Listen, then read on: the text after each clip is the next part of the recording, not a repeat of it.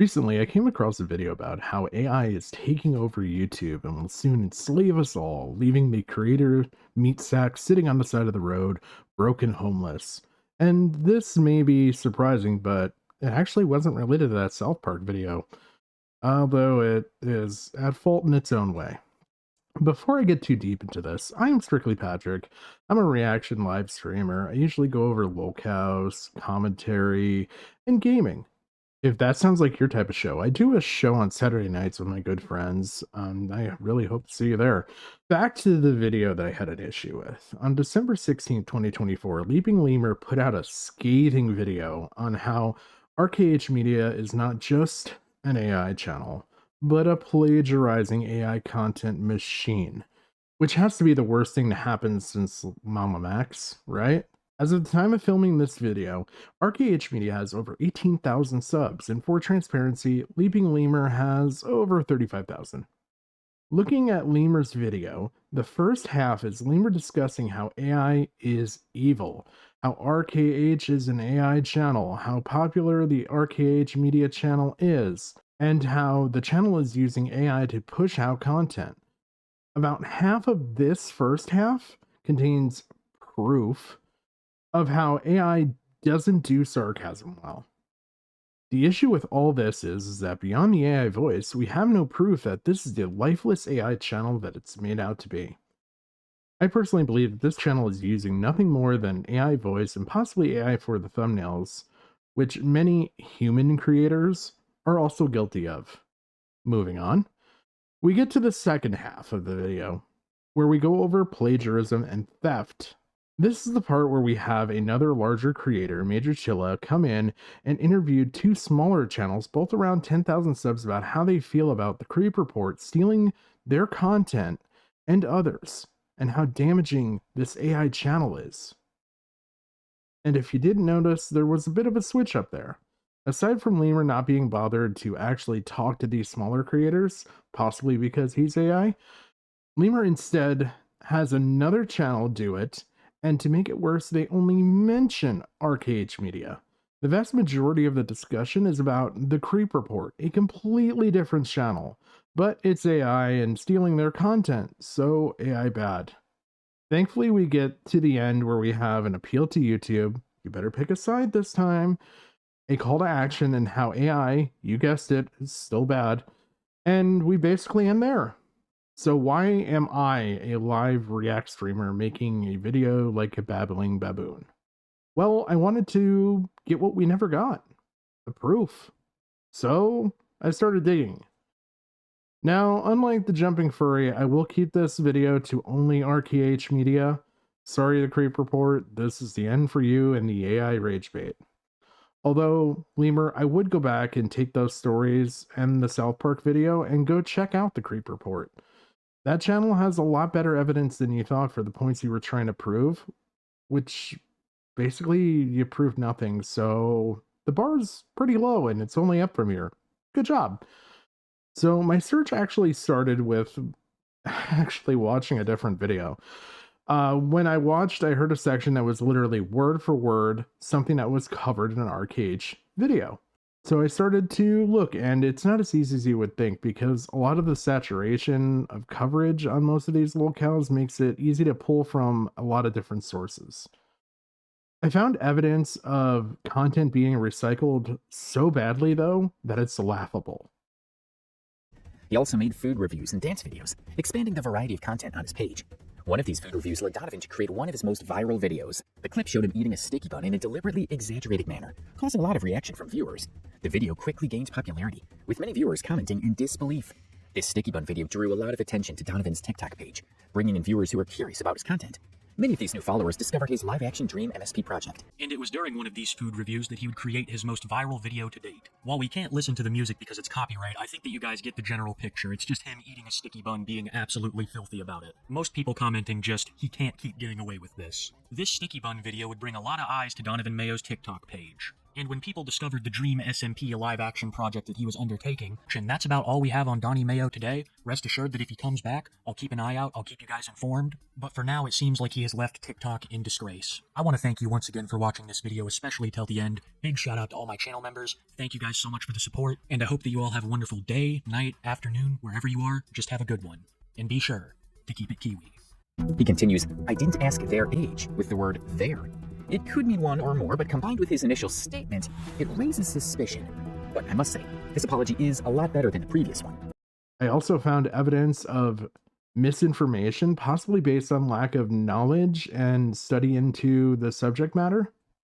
We're long videos. I miss you too. Well, there's gonna be more videos coming up. Oh, lots of videos. Of her and I being back together. Yep, and You wonder where we're located? Why don't you tell them where we're at? well, we should really give out our address, because people could easily come find us and know about. Not if we're in Florida. Oh! Duh, We're in Florida! Duh, my brain just went. Reason why we didn't see each other for 4 years is because she moved down here to Florida. Yeah. And I was up in PA. No, I had to move because my dad got a transfer, so. Our brother and sister influencers started with a kiss to mark the beginning of their life. I really don't think her dad's transfer was a coincidence. He probably walked in on them doing some hideous things together and decided to move away from the weird son he adopted. Because why didn't Alpha move with them 4 years earlier? I don't blame the poor old man for making such a decision, but somehow Alpha found a way to move to Florida where his sister stayed to continue the forbidden deeds. Up here, so. But he finally found me a few days ago, and we moved into this apartment together. I came down here to Florida to look for a job. I was only supposed to be here for a week. Tara said he finally found me a few days ago. This shows that their reunion wasn't planned. He probably didn't know where his parents and his sister had moved when they left him behind. He also mentioned that he was only in Florida to get a job and was expected to leave after a week. He wasn't initially there for his sister. However, after discovering she was living there, he decided to stay permanently. This indicates that he wasn't informed about where they had moved, implying that his adopted family deliberately left without telling him. 4 years earlier, his sister may not have been old enough to question her parents' decisions. But after they met again in Florida, they decided to move in together, which I doubt their parents would support. Alpha probably didn't have much luck with his job hunt. He likely ended up at a bar to drown his sorrows, which is where they both saw each other. According to her, he was so drunk that she had to help him back to her apartment, and that was the beginning of it all. But yes, we're finally back together. And for all of you out there in PA, well, I'm sorry, I'm not coming home. No, he's officially moved out Because of PA. I moved in with her 2 days ago. And in about a month, we'll officially be married. Well, once we start planning the wedding, I mean. Once we plan the wedding, we'll be Officially married. married again. Here he made it clear that he isn't going back to Pennsylvania and will permanently stay with his sister, or long-lost love. The fact that he was job hunting in Florida and quickly decided to stay with Tara suggests one thing. He likely lost his job back in Pennsylvania. Alpha and Tara decided that they would be married in a month.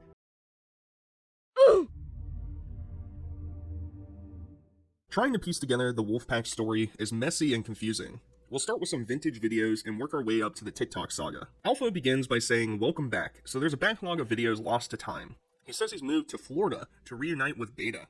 A recurring trend of these early videos is the sense that everything is an act and that you're getting punked. They constantly stare at the camera when it's supposed to be a natural conversation, and each of them will forget basic aspects of their lives that need to be filled in by the other. It feels like they are playing improv, making up stories about their own lives.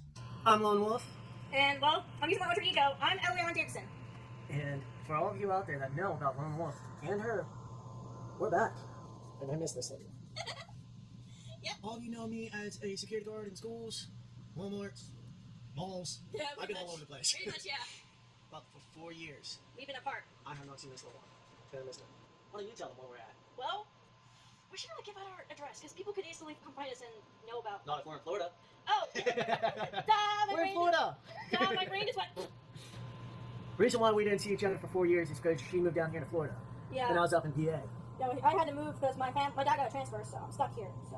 I'm working security full time at a local school. Yeah, local school near College? here. It's like 5. No, it's college. Yeah, yours. Yeah, it's a college. Yeah, Walking distance. Yeah, it's a walking distance from here. And I just stay home. I'm like a stay-at-home parent. Like, I'm not parent. I do believe that there is a person behind the channel when it comes to scripting, because when it came to a niche German lolcow, they plagiarized the English-speaking videos only. So, that's Reinhard Winkler.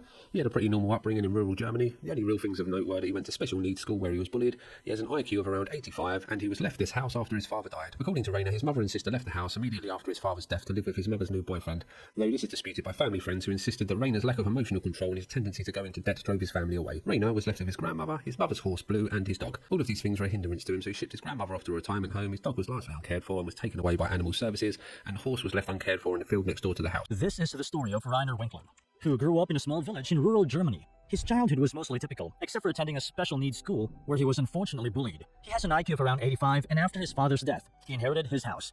According to Reiner, his mother and sister left right after his father passed away to live with his mother's new boyfriend. However, a family friend says it was Reiner's emotional instability and financial troubles that drove his family away. Reiner was left with his grandmother, his mother's horse Blue, and his dog. These responsibilities proved challenging for him. He sent his grandmother to a retirement home, his dog was neglected and eventually taken by animal services, and the horse was left uncared for in a nearby field. By far, the worst example was Danky Jabo, a 139,000 subscriber channel. When I was watching his Lily Tino video and I realized just how badly he was plagiarized on a portion of his video that was supposed to be scripted. Lily Tino made another crazy claim about why she believed that Kurt Cobain is trans. I mean, what's she on? I bet you didn't know that Kurt Cobain was probably trans. Lily claimed that Kurt Cobain was likely transgender, based on selective interpretations of his actions and words. This type of claim oversimplifies Cobain's life and misrepresents his identity.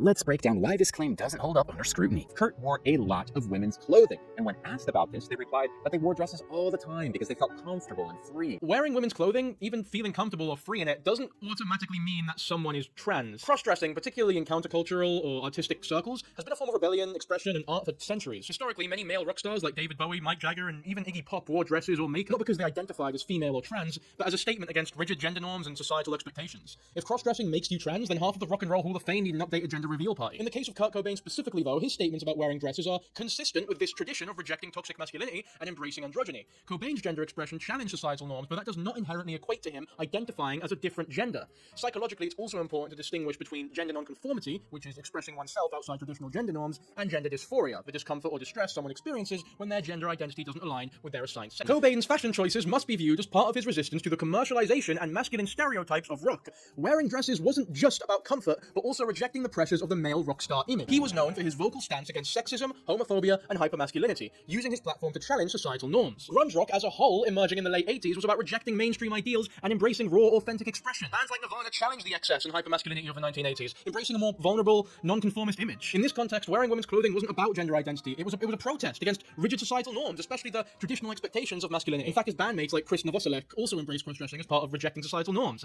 This wasn't just personal expression, it was a collective anti-establishment stance with Cobain at the forefront. Wearing dresses was simply a part of rejecting these roles, not a sign of questioning his gender. The key point here is that comfort in wearing traditionally feminine clothing does not necessitate a trans identity, and historically, many non-trans individuals have used such clothing to make social and political statements. In the video, Lily argued that Kurt Cobain was probably trans because he wore women's clothing and seemed comfortable in it. This argument is unreasonable on multiple levels. Wearing dresses or other traditionally feminine clothing does not automatically mean that someone identifies as transgender. Cross-dressing has long been a form of artistic expression, rebellion, and a statement against rigid gender norms, especially among artists and musicians. Rock legends like David Bowie, Mick Jagger, and Iggy Pop also wore feminine clothing, not because they were transgender, but because they wanted to challenge societal norms and stereotypes around masculinity. Cobain's fashion choices were part of the tradition in the rock scene, where rejecting mainstream ideas and embracing androgyny was a form of rebellion against the commercialization of art and the hyper-masculine culture of rock. Cobain's statements about wearing dresses, how it made him feel comfortable and free, were consistent with this tradition. It was less about questioning his gender and more about challenging what it meant to be a man in rock music. His choice to wear dresses was a rejection of toxic masculinity and an expression of his disdain for rigid gender roles. This kind of gender nonconformity does not equate to being transgender. There's an important distinction between gender nonconformity, expressing oneself in ways that don't align with traditional gender norms, and gender dysphoria, which is the discomfort someone feels when their gender identity doesn't match their sex. Lily's claim seems to conflate these two concepts, which are fundamentally different. Lily talked about a childhood interview where Cobain mentioned that he mostly hung out with girls and thought he might be gay at one point. And in an interview about their childhood, Kurt said that they mostly hung out around girls, and that at one point they thought they might be gay. There are many reasons why someone might feel more comfortable with the opposite gender or question their sexuality, particularly in a time when LGBTQ+ identities weren't widely understood or accepted. In fact, psychological research indicates that many young people, especially those with a more sensitive or creative temperament like Cobain, may explore their identity in a variety of ways, including experimenting with their social groups and questioning their sexual orientation. Being unsure about one's sexuality in adolescence is quite normal and doesn't necessarily imply a future transgender identity. Cobain's acknowledgement of potentially being gay does not equate to being trans. The two concepts, gender identity and sexual orientation, are completely separate. Cobain's mention of possibly being gay can be seen in the broader context of growing up in a heteronormative society where self-discovery is a complex process. Many adolescents have moments of uncertainty about their sexuality or gender roles, but this doesn't immediately imply dissatisfaction with their gender identity. Socializing with girls or questioning one's sexuality doesn't inherently indicate a transgender identity. In fact, it's common for young people, especially those with creative or sensitive temperaments, to explore their identity in various ways, including experimenting with social groups or questioning their sexuality. Cobain's comfort around girls and his thoughts about being gay show his rejection of conventional masculinity, not necessarily a deeper questioning of his gender identity. It's important to understand that sexual orientation and gender identity are separate concepts. Just because Cobain questioned whether he might be gay does not mean he was questioning his gender. Many people experience uncertainty about their sexuality during adolescence, especially in a time when LGBTQ+ identities weren't widely understood or accepted. Projecting a modern understanding of gender onto Cobain's words decades after the fact is misleading. Another point Lily made was that many transgender people who lack the vocabulary to express their gender identity might initially identify as gay. So where does this leave us? It does appear that RKH Media prefers to plagiarize off of larger content creators like Kiwi Tapes, Danky Jabo, Saturated Content, and possibly more. I'm not sure exactly how many views are being taken from these creators. I'm also not sure if the viewers, without knowing the content or seeing this video, would even catch on. Most importantly, I do believe that this channel is more man than machine due to the selectivity in plagiarizing sections. Furthering this point, RKH Media's most recent video, at the time of this video being recorded, on Anika Diwa, I was not able to find a definitive source on YouTube for plagiarism. So in the end, we're left with a dilemma. Which is worse? RKH Media uses AI voices and possibly thumbnails, or that there is at least one person behind it plagiarizing, misinforming, and lazily stealing from larger creators while hiding behind the mask of AI. Personally, as someone who enjoys Lolcows, I'd much rather the information that I consume be accurate, original, or presented in a new way than be concerned about who's speaking.